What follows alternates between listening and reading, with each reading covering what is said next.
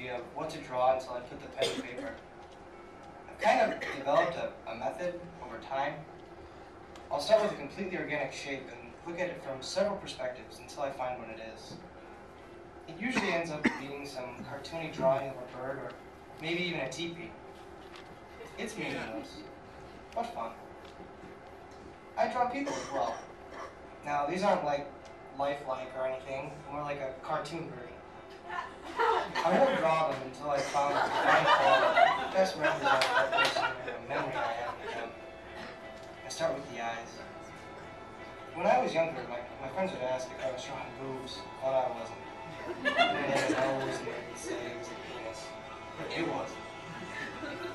I would form the rest of the person and they'd laugh, not because it was boobs or a penis, but because it was an uncanny resemblance to a friend or a teacher.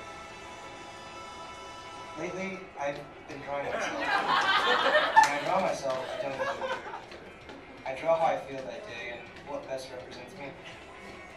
My girlfriend, well, she likes my drawings. She thinks I've got talent, and she says she's jealous. My best friend says the same, as well as my mom. But I don't show them the drawings to me. They get to see all the goofy cartoon characters that run around in my head. I'm afraid. I don't want them to worry. I like to make people happy. And showing them this would make them worried or at least a little bit concerned. None of you better worry. Don't mind.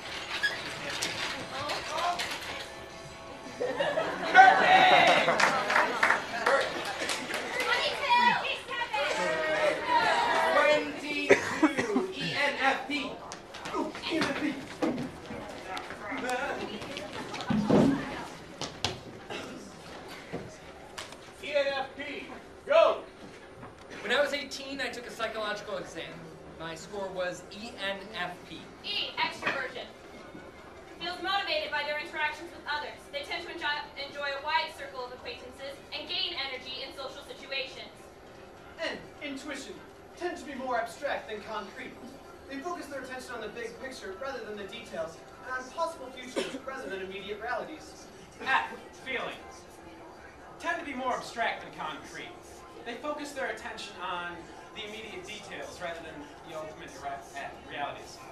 P, perception. Tend to withhold judgment and delay important decisions, choosing to keep their options open should circumstances change.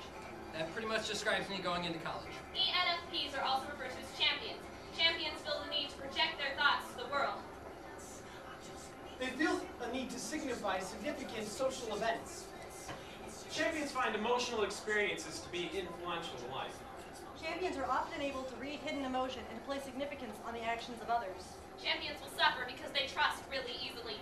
They will be hurt most by those that lie to their face. Champions have great social skills and normally get along well with their colleagues. Once they have the shit beat out of them by the world, champions often retreat into a fantasy world. Champions will project a false sense that nothing has harmed them. Their attention is usually active rather than passive. Peter will be unable to see self-worth. Peter will be unable to continue friendships. Peter will attack those around him. Peter will hurt those he cares about most. He will never be as happy with himself as he was before college twisted him. He cannot look in mirrors or at photos of himself. It takes all of his courage to converse with people. I'll spend the rest of my life trying to recapture who I was at 18. Kurt! 27! Phobia by volcanus explosionis. And what am I going to do?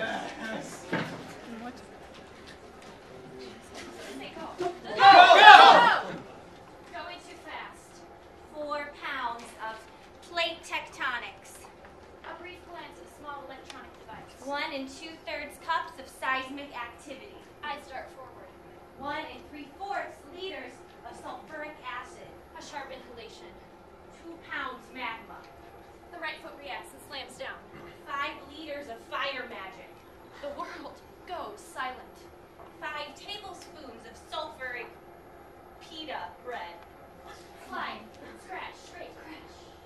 A dash of ash. Impact. 4 pounds of fire. Smoke encircles the scene.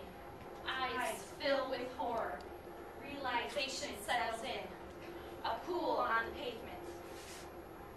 Look at what you've done. Good. 30, 27. 30. The one play you hope stays a play.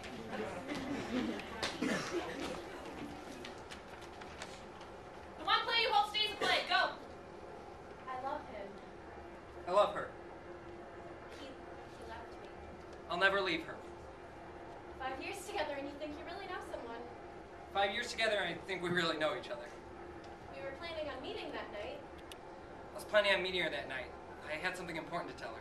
I was really nervous, so I went there early. I was really nervous, so I wanted to get there early. I drove really fast on my way to get there, and I got there first. I drove the speed limit on the way there. I stopped at a red light. The car behind me didn't. I saw the car lights in the distance. I heard the screeching of the tires, and I knew. The cops gave me this